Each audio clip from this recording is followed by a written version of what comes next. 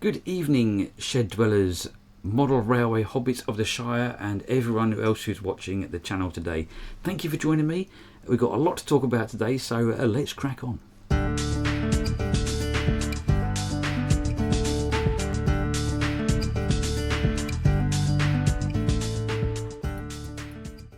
Hello everybody, thank you very much for joining me once again in the shed. I've got loads to talk about, like I say. And before we get started, I would just like to say a very quick thank you to absolutely everyone who's been in touch over the last few weeks since my last video went out to the world. I filmed that one probably maybe a month or two ago now. It took me ages to actually get it out into the open air. And I'd say it's in a bit of a dark place, to be fair, mentally in my head. And obviously it came through on the video, and everyone's been so kind and so polite and really thoughtful. And I just want to say a quick thank you to everyone who's been in touch. Okay, I'm not going to mention anyone's name because that's neither here nor there, but you know who you are, and I really do 100% appreciate it. But moving on, and very swiftly, because I don't want to dwell on that at all, we're going to look at what has been happening in my shed. Now, looking over here, you're going to think absolutely sod all. But I can promise we have got lots happening in the shed, and I'm so excited about it. It is now officially 20 to 11 at night, and I can't contain myself any longer. Okay, right. So when I left you last time, we were running TT and 00 gauge on the shelf, and I mentioned my passing comment of getting 009 or something, a third scale, and trying to get 3 scales on one layout. Well, that plan, ladies and gentlemen, surprise, lasted about 10 days. And then I decided it was a terrible idea. Oh my God, I know, I'm sorry. I know, I changed my mind a heck of a lot. I think in 3 years I've never had a decent plan. I am here to tell you today, ladies and gentlemen, that actually I do have a plan. And it is solid. It is concrete. And to prove it, I have started work on all 3 scales, and it's going really well. There's no deviations from this plan. This is it. This is the finale. This is the biggie.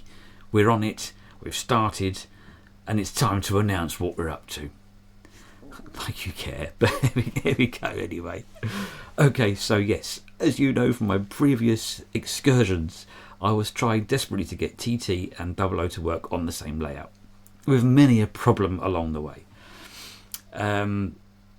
Well, it's now been ripped up again.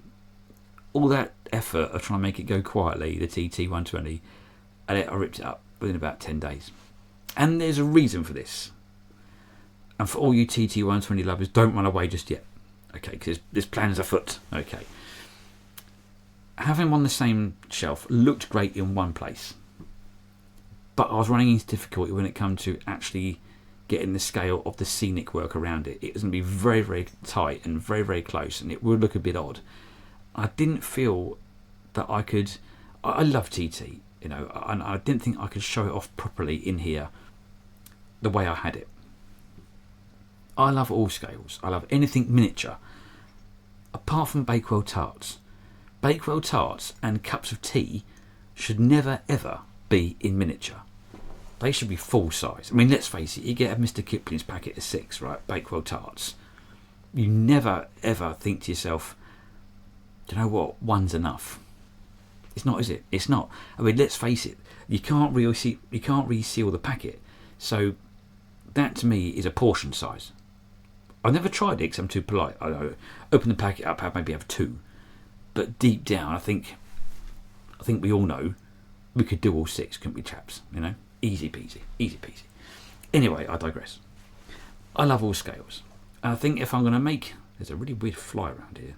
I think that's it. So, I think if I'm going to make model railways work for me and how I want them, if I compromise anywhere, I'm just going to be looking at it for months and then going, oh, I wish I'd done so and so. It's not quite as I wanted it, or it's not quite perfect. And I like things to be right. So I have taken the wise decision to not mix them on the same shelf, but instead build 3 layouts. Yes, 3 layouts in one shed. and they're all quite large. And I've worked out how I'm going to do it. Now, I'm not going to go into all 3 today because we don't have that amount of time. I don't want to be sat here until 1 o'clock in the morning telling you what I'm going to do. Okay, so I'm going to start today with 00, and then perhaps next time we'll do N. N. Yes, ladies and gentlemen, N gauge or N scale, N gauge is coming to the shed. In fact, it's already here, and that's exciting. And then after that, I will show you the TT, which, although I haven't got the baseboard built, I do have the whole layout on SCARM, which I'm going to show you, and that's extremely exciting. And I'll go into more details with that. So yeah, all the people who tuned in to see TT stuff grow in my shed, it's gone now, but it's coming back much quicker and much better and bigger in the very, very near future. Okay, so watch this space. Yes, let's start with 00. And I'm going to just show you where my excitement is springing from. Now, you may have seen me in the past building, if I can find one, hang on, building these. Now, these were the first cardboard kits I ever built, which were these things from Super Quick. And I've had maybe, I don't know, built 3 or 4 of them, and they have been dotted around my layout for probably, oh my God, 2 years, different places. They've never been stuck down. They've been used as backdrops and tunnels and all sorts of things. But they've yet to find a home. However, they now have, now that I've got 00 on the top shelf, I've made a bit of a tunnel. So they can go in and out on one of these the bottom corner over here. So they go in one end and out the other, obviously. I've managed to get them to curve, which is quite a clever idea. Managed to get them to curve around the corner, and they look the bizzo. Okay, they look really, really nice. Now, being cardboard kits, they do look a little bit pristine when they come out of the packet. So I spent the last few days, as you can see from the picture there, getting the old weathering powders out and making them look a little bit grubby. Because in my experience, if you've got steam engines going through, it doesn't stay clean for long. Those archways obviously can need to sit a bit higher than my baseboard because the trains going behind them are raised as well by about 40mm higher. So as you can see, they're sat on a bed of foam, and on the outside of that I have pushed into that some air drying clay. It looks pretty dark in that picture, as you can see, but what that is, that's been painted black. I'm experimenting with colours and so on and so forth, and finishes and clay to see if even clay works. But I'm hoping that will eventually, once it's weathered and painted and grassed a little bit, look like a bit of an embankment with like a rocky kind of embankment to hold these wonderful arches up. So yeah, trying to make it all look a bit old and withered and, you know, dirty is quite exciting. And I think that's gone quite well.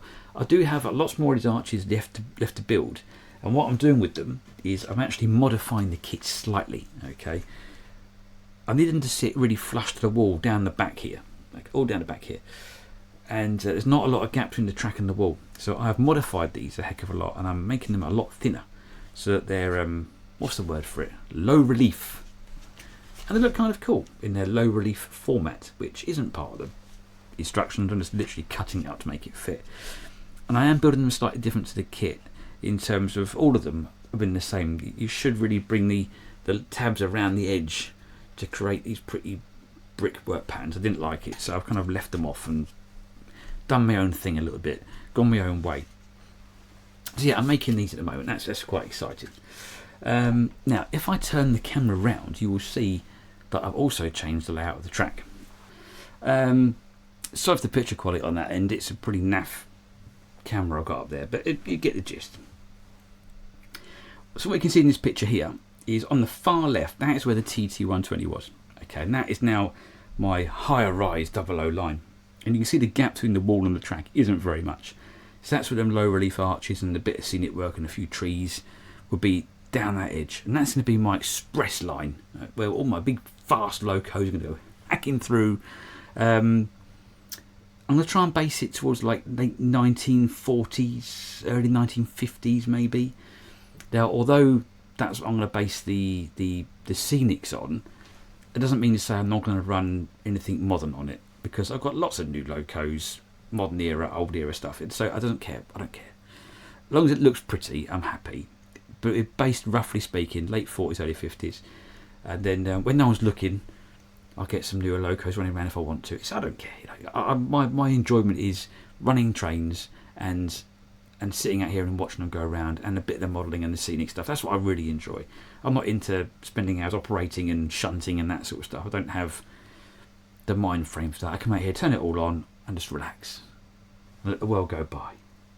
Terrific. So yeah, it's been modelled in a certain era, late 1940s, early 1950s. So coming down from that far left-hand side, you can see there's a rake of coal wagons there. That is the main line for the inner loop, okay? And it's going to be mainly smaller locos running goods trains. And then moving slightly further in, you will see the crane sitting there and a standard 5 in the siding there, I think that is. Where those two pieces are, there will be an engine shed. An engine shed, okay? And in fact, it'll be this engine shed, this one here, which is kind of half built at the moment, okay?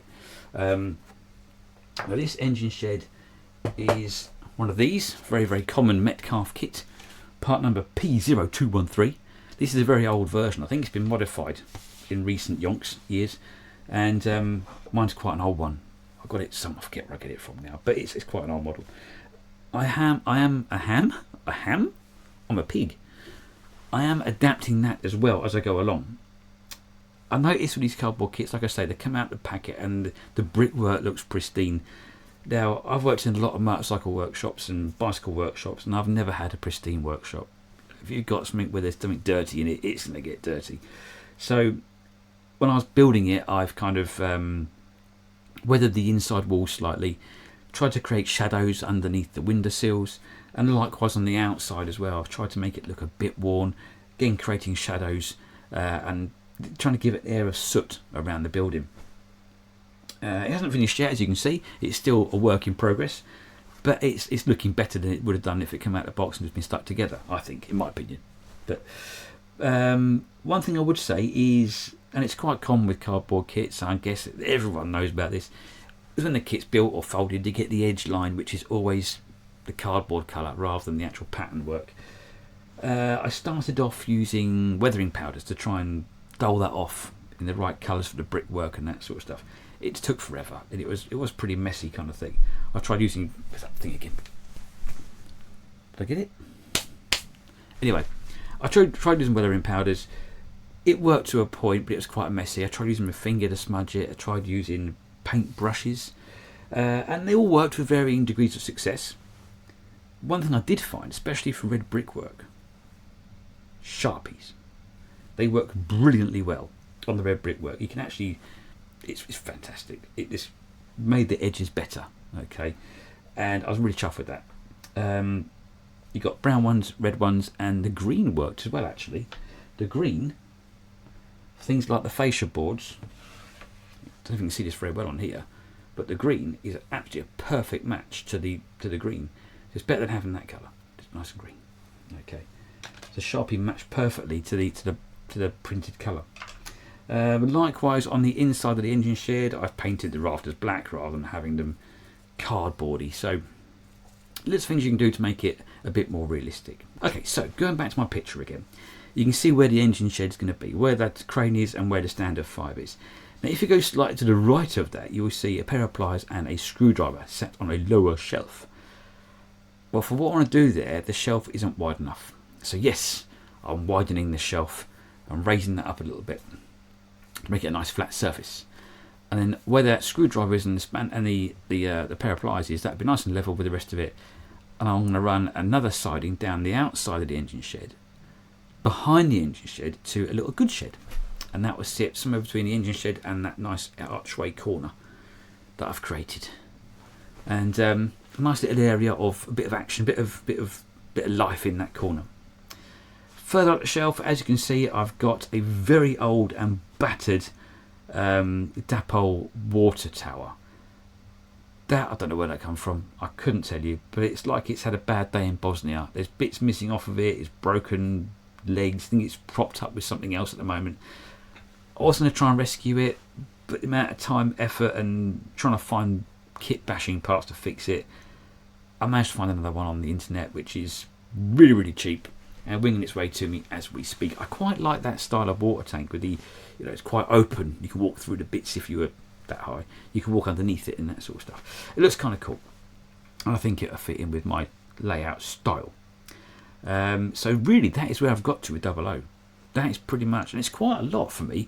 Normally I come and speak to you guys and I've done nout, but I've actually got quite a lot done, and it's moving at a very fast pace. By the time this video goes out, there'll be a lot further forward than what I am at the moment.